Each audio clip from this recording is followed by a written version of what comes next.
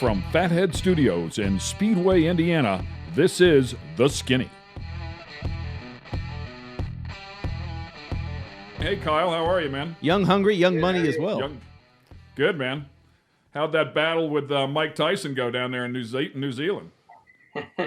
I think I lost, but I'm healing up. I look a little better.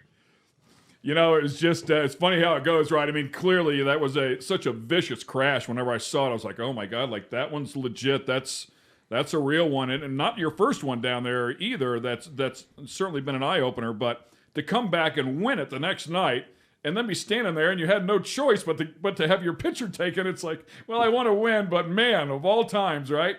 I mean, it was an amazing comeback. Thanks. Yeah, I was trying to keep it somewhat hidden throughout the day, just because I didn't really want pictures and then get out to the States, and then ended up winning and can't really have my sunglasses on at night because then it gets really suspicious. So I'm like, well, might as well just show it off. But yeah, it's the bruising's about gone, and my eyeball will be back normal looking in a couple more weeks. So I can see fine, which is all good. And obviously, winning the next night out or the next, about a week later, showed that nothing's wrong with me. I just look bad. So this is Kyle Larson, who has graced us here on The Skinny. As we talked about, we had a huge show coming your way, and we also have Robin Miller here in the studio as well with us. Great to have him hang out with us. We want to tell you a little bit for the newcomers that maybe don't know who Kyle Larson is, and there's some out there. I know it's hard to believe, but he's had an incredible run at the NASCAR Cup level, came up through the ranks. Kyle has a silver driller from the 25th shootout. At age 17, and I think this is still true, Rob Klepper, at age 17 and only a sixth start in a midget, Kyle's the youngest to start an A-main at the Chili Bowl. That's quite possible. I don't know if I can confirm that. I believe that's still to be true. I know it 2 weeks old. He was at a racetrack already. That I know for a fact. Fourth driver to win 3 Turkey Night Grand Prix. Just pulled that off here in 2019, a month or so ago.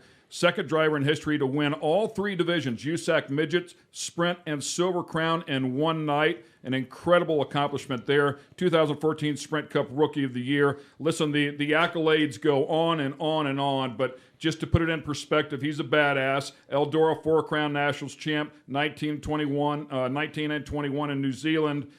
So he's done pretty much everything you can do inside of a midget, with the exception of one thing. And you're going to chase that pretty hard this coming Saturday. I'm certain of it. Yeah, I came up, a half lap short last year and allowed Christopher to get by me. So that one hurt pretty bad, but still young and able to get more chances at it. So hopefully this year, being with my own team now with Paul Silva and Luke Soil on board and iRacing, we can go there and try and be a little bit better and see if we can close out all 55 laps.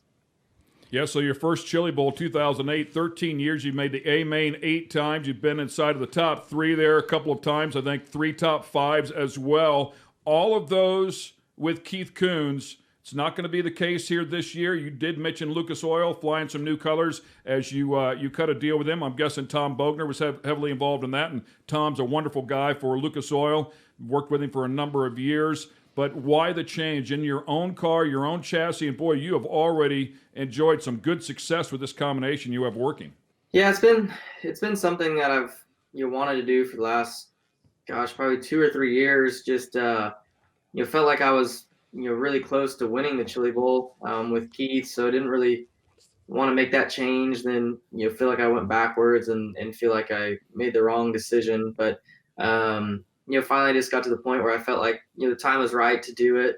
And Paul Silva, who I've been racing a sprint car with for a long time now, he's wanted to work on a midget for a while. So it just kind of came together at the right time, I feel like. And yeah, I wanted to be totally different than what Keith's cars are, just because I don't want to get out and do good and have a bullet by Spike with advanced shocks and all that like Keith has, and everybody be like, well, it's the same thing he's always been in, so he should be good. So Yeah, got a King chassis out of New Zealand that Justin Inslee builds, factory cane shocks. So quite a bit different than what Keith has. And yeah, we've been really successful so far. My worst finish out of probably, I don't know how many nights we ran, probably 7 or 8. I think our worst finish is 4th. We've won every single one except for that time I finished 4th. So yeah, it's been good, and hopefully it rolls into to Chili Bowl with the same speed. Okay, I'm going to tell you boys my quick Kyle Larson story. Hi, Larson. It's Robin. Hey, how are you? Good, buddy. Okay, so Kuntz tells me about this kid. So I start watching him. He has quick time at Milwaukee. The first time we see him in a sprint car. And then Stewart and I are standing in the infield at Eldora when he sweeps the Silver Crown. And Stewart's like apoplectic. He goes, I've never seen anything like this. I said, he goes, if that kid wins this Silver Crown race, I'm gonna write him a check for $10,000 out of my pocket. I said, well, if you were smart, you'll put a contract under, because all he wants to do is drive World of Outlaws or stock cars, and you got teams in both of them. And Stewart's like, well, I don't have a ride for him. I said, well, who cares? Sign him. And then next time I saw Stewart was at the Chili Bowl. He goes, God, I screwed up. I screwed up. So, and those days at Speed, we get to go to cover Eldora and this Four Crown and things like that. So I'm on Wind Tunnel a lot talking about Kyle that year. So we had a deal at the end of the year, the driver of the year. And it was a teleconference with Dan Gurney, Mario Andretti, Darrell Waltrip, Dale Jarrett, Sterling Moss, for God's sake. I mean, we got everybody in the planet on this call. So everybody nominates their driver. So it's my turn, and I said, I'm nominating Kyle Larson. I've never seen he's the next Parnelli Jones. I've never seen anybody handle sprints and midgets. I said, sight unseen, this kid goes to these tracks and kicks everybody's ass. I said, he's unbelievable. So as I'm talking about Kyle, Darrell Waltrip goes, now, Robin, this is a big time deal. I mean, I know he's probably pretty good in them little midgets and stuff like that. But now this is a big time award. Now we can't be throwing guys like that in there. And before I can respond, Mario Andretti said, well, Darrell, I want to tell you something. I saw this kid run the other day, and Robin's right. He might be Parnelli's equal someday. He's unbelievable. So Mario Andretti overcoached Darrell Waltrip. So then Kyle starts running trucks. So he gets in a crash one night going for the victory somewhere. So Darrell Waltrip's saying, well, you can't treat these like sprint cars and midgets. This kid's got a lot to learn. Fast forward 3 years later, Darrell Waltrip says, you know something? He goes, I'm the biggest Kyle Larson fan on the planet. This kid is everything I love about stock car racers, and he's the guy you better keep your eye on. So I sent Waltrip an email. I said, you hypocrite. I said, you don't know anything about racing. You're a stock car guy. You needed Stewart to square him up again. Yes, we did. Hey, Kyle, I know, I think it was, the last week or so, you put a deal, I mean, coming back to the States from New Zealand, getting ready for Chili Bowl, of course, and then it looks like you're going to be headed back over to Australia to run a wing sprint car now, so you're getting pretty busy here before your real job starts. Yeah, it works out this year. Normally we have NASCAR Media Day and stuff in Charlotte a few days after the Chili Bowl, but this year we have a week off and then the Media Day. So I'm going to take advantage of that and go down to Australia, go run the Classic week there. I haven't done that since 2012, so excited to go down there and race for Sean and Felicity Dyson. And two Carson Macedo races for down there, and Carson races my sprint cars here with the World of Outlaws, and Sean helps out a good amount there. So it's gonna be fun to go down there and race for them. They've had some success for the last few years. Sean's actually won the Classic with Tim Kading, I think a few years back, and that's their Knoxville Nationals. So the crowd's big, the atmosphere is awesome, and excited to go do it. I didn't fare too well the first time I went down, so hopefully this year's a little different. So let me be the one to divulge into the small print of your contract, because if you're going to give that up, certainly the show called The Skinny is where you want to tell everybody about the small print in your contract with Ganassi. So I thought I'd ask, because I heard a rumor say that there is some small print, or maybe it's large print, inside of the contract that says you're not allowed to run anything non-wing. Wing sprint car, okay. Non-wing midget or sprint car, not good. Can you confirm or deny? I'll deny that, obviously, because I race midgets almost as much as I race wing sprint cars. So, and then I just don't, I guess I enjoy racing non-wing sprint cars, or I enjoyed it, but they just, I don't know. The crashes hurt a lot worse.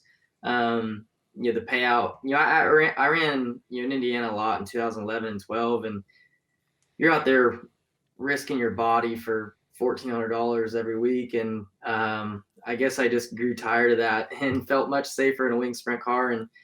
And two, I mean, everybody's got their opinion on what's more exciting, but for me, I feel like the competition's a lot harder in wing sprint cars compared to non-wing sprint cars. And I want to be out there racing with what I feel like is the best open wheel drivers. So that's why I enjoy racing with the Outlaws and the All Stars, and keeping a wing over my head too is a little safer. So I enjoy racing the midgets though a lot.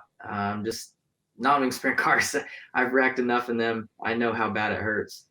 Well, I guess the reference was Chip clearly is okay with what you're doing here. I mean, you're a big ticket item for his race team, and like you just admitted, you're risking a lot there, and certainly Chip, I'm thinking is keeping a good eye on you.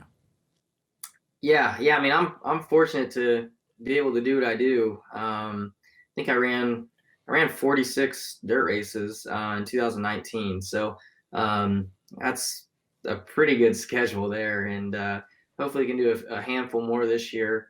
They've been pretty.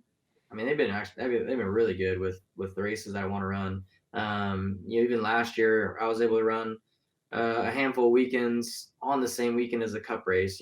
Like the night before, we'd be on track in a cup car, which is typically not allowed. So like I got to run. Well, I would have been able to run all of Volusia last year, but we had engine problems. Got to run 2 nights at Charlotte before the 600.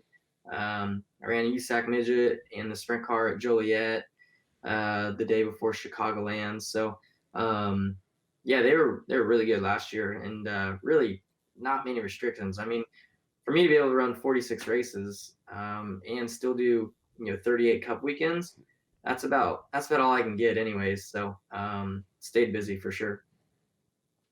We got to see you a lot on the USAC trail. You mentioned Joliet, a race that you won, which ended up being a really late night there, Route 66, Kyle. But you mentioned running so well at the end of the year against the USAC guys, of course, winning your third Turkey Night, as Stout mentioned earlier. But talk about the competition of that series now, especially. We've seen like really the last year or two a resurgence in the midgets. A lot more teams, a lot more big money teams, a lot more money being fed into midget racing right now. Looking at Keith's team, obviously, and Clausen Marshall and Petrie Motorsports and teams like that. You had a lot of great battles this year with those guys. You and Zeb Wise there in P8 put on. I think it was on your birthday. Put on one heck of a show there. But talk about the competition right now that we see in midget racing. Yeah, it's been really fun to watch the development of the midget series over the last few years. I feel like it kind of went downhill as far as competition and money in the sport there for a few years, but yeah, now it's really tough. You got a lot of good owners, a lot of good young drivers. I told Keith it's much harder to win now than it was 2 or 3 years ago. So I enjoy getting to go run the midget stuff because it is really tough, and the racing is always really good too. I mean, you could go any track throughout the country and it's always good, hard side-by-side racing. So I think that just shows how healthy the series is right now. Yeah, a lot of those young guys jumping teams, as Kyle's talking about, leaving Keith or leaving Clausen Marshall, going to their own deal. So it's going to be an interesting 2020 for sure. And coming into Chili Bowl with, what are we, 355, I think, the car count at this point. How do you approach a race like the Chili Bowl? Is it a different approach, or is it the same kind of approach for a driver? Meaning like, okay, I have my prelim night. I'm going to do the best I can on my prelim night. Then we'll focus on Saturday night. Or do we put extra pressure on ourselves, knowing that, okay, we need to get some points. We need to have a good prelim night. We need to set ourselves up for Saturday. Yeah, I mean, you want to set yourself up for Saturday for sure, but at the same time, there's so many prelim nights that it kind of thins it out a little bit. Where you're not competing against every good guy, in one night. So that makes your prelim night where you still want to pass everybody and do the best job you can, but I think you can be a little more cautious about how you do it and kind of pick and choose your riskiness that you might have trying to get a position.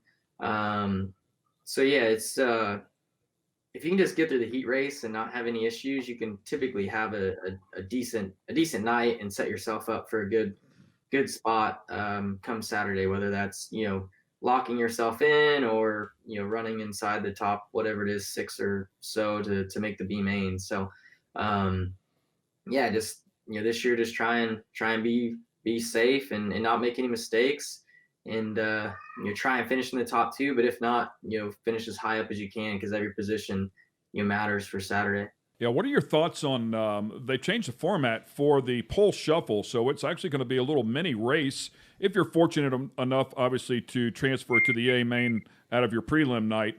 What are your thoughts about having a race? And I don't know for sure, but it looks like they're going to do the pole shuffle just before the A main, probably before track prep for the A main, so there's a little bit of time there, but to go out there and actually race with 3 other guys, put everything on the line, knowing that you've got the big race coming up in just a little bit. Yeah, I guess I hadn't, I saw the format change. I haven't seen yet when it is during the program, because I feel like normally they had their pole shuffle on no, I guess they did. You used to have it on Saturday at some point, Saturday afternoon. But yeah, I think, I think it's what now 4 cars and you have to finish top 2 to transfer into the next kind of seeding, which helps. Because on the pole shuffles, I'm not a huge fan of them because I think rarely do you get a good race from it.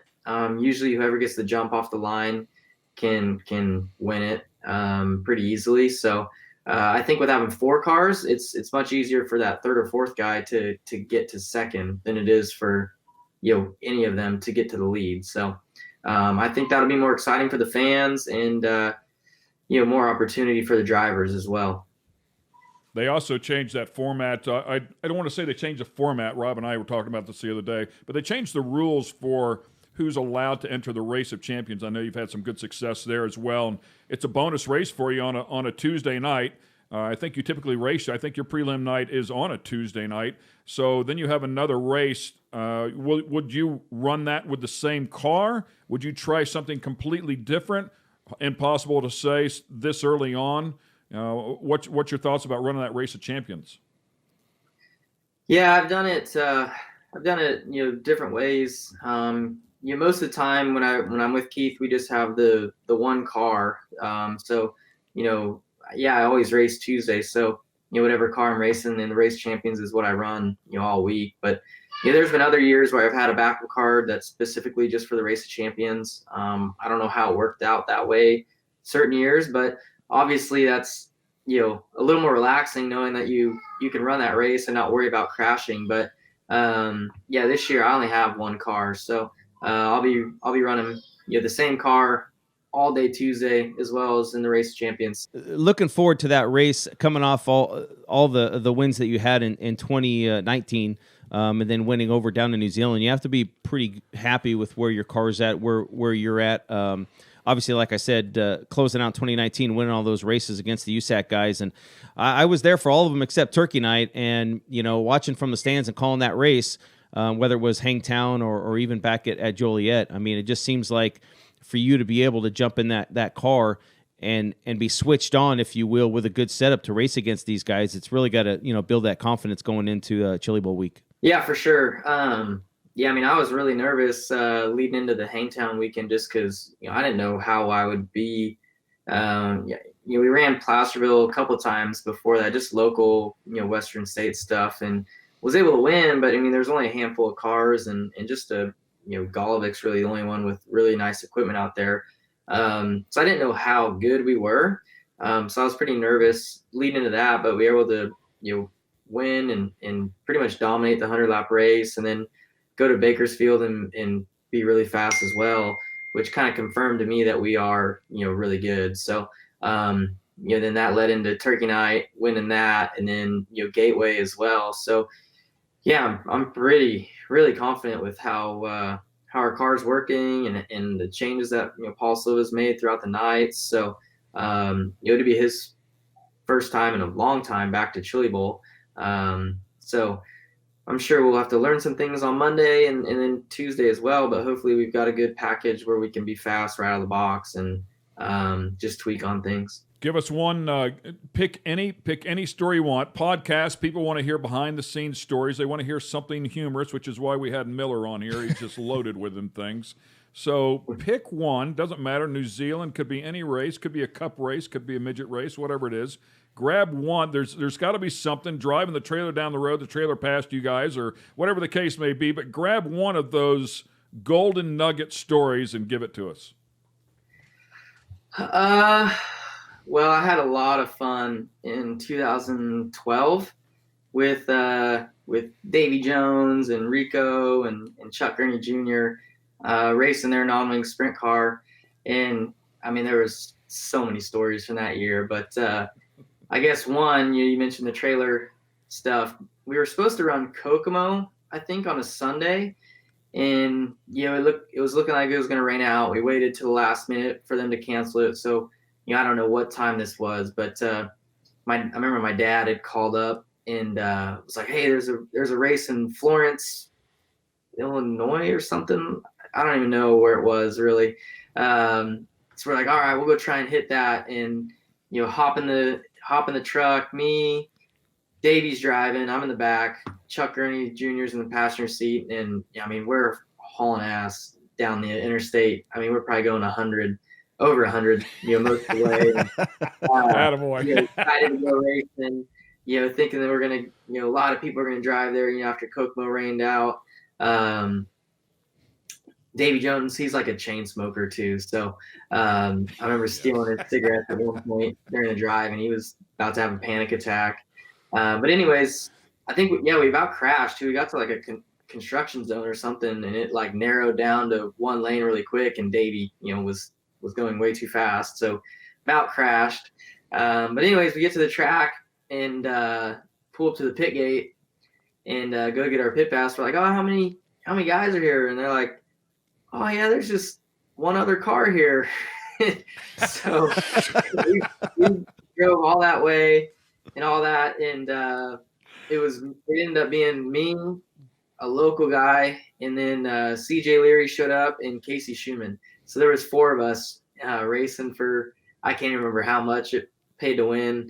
But I remember we had a meeting and Schumann was like, "Oh, why don't we just all split the money and each get, whatever it was, $400 or $500 a piece." I'm like, "No, I was back then, Dave Abreu, he gave me 100% of the winnings too. So I was like, "No, I'm racing for the whole thing," and ended up winning. So, yeah, that was a fun day.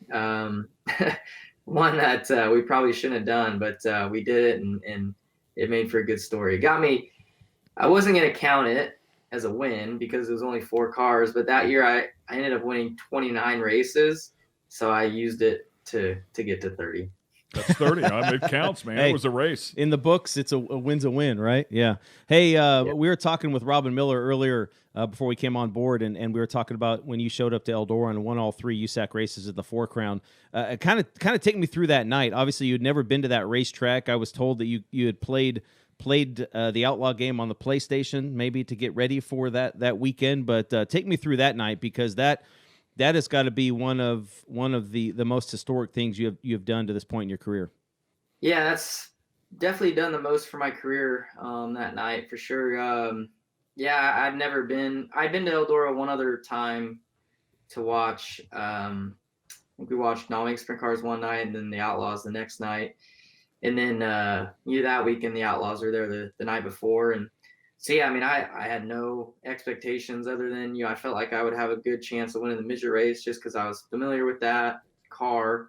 Then the Silver Crown car, I ran it a handful of times and just didn't know what to expect. But, we won the midget race kind of like I thought we could. I knew Clausen would be the one to beat. And then the sprint car race, I really had no business winning it. there just was like some debris out there or something, and it was flattening everybody's tire. And I found myself inside the top 5 with a handful of laps to go, and found some things that worked for me, and got to lead. I think coming to the white flag, I got by Dave Darland, and after that, I felt really good about winning the Silver Crown race. We qualified on the pole, and I remember just standing in victory lane, and being like, "Oh, it's over. Like I've got this." That's been the most confident I've ever been in myself. And it's that 50 lap Silver Crown race was 50 of the most perfect laps I've ever put in a race car. And yeah, we were able to sweep it. So that was something special. I know Jack Hewitt accomplished it as well, which was neat. But mine being my first ever time to Eldora, first ever laps on the track, I thought was pretty special. Yeah, I wish I'd have an opportunity to run a modified or something like he did that night, and really try and match what he did, because that was spectacular. Going back and watching those videos was awesome. So and then yeah, getting the $10,000 bonus from Tony was great too. I'm 2011, so I'm 18 or 19 years old then, and broke, just trying to make a living racing race cars. And so $10,000 went a long way for me. And then I remember, after that, we were in Columbus, Indiana the next day at a local pizza shop, with Keith, I think was in there, my parents, maybe Pete Willoughby. And, they had Speed Channel up, in the corner of the room, and Wind Tunnel came on, and, like the whole segment was about me winning sweeping the 4 Crown. And, that was probably one of the first times I'd ever made it onto national television. So I thought that was really cool. And then really from that moment forward, my career kind of exploded. That weekend too, I think the Cup guys were at New Hampshire, and I remember them interviewing Jeff Gordon and Tony Stewart and Casey Kane all about what I had done the night before. So just my name kind of exploded in one night, and then took off from there and signed with Chip Ganassi, I think, a month or 2 months later. We wish you the best of luck coming up here this next week, and we really appreciate you taking the time out to spend a little bit of time with us here on the Skinny for sure. And we know you're a really, really busy cat and a lot going on. Certainly don't have to spend time with us peasants here, but we appreciate it for sure. And don't let this be the one that gets away, dude. It's right there. They're dangling the fruit in front of you. Go get it. Yeah, thanks. We'll see what we can do a week from tomorrow, I guess, now. So thanks for having me on. Enjoyed it, and see you guys in Tulsa. Kyle Larson, ladies and gentlemen, here on The Skinny. Thanks for watching this episode of The Skinny. Be sure to check out all the latest sun and optical eyewear at fatheadz.com. Special thanks to our sponsorship partners at Elliott's Custom Trailers and Carts.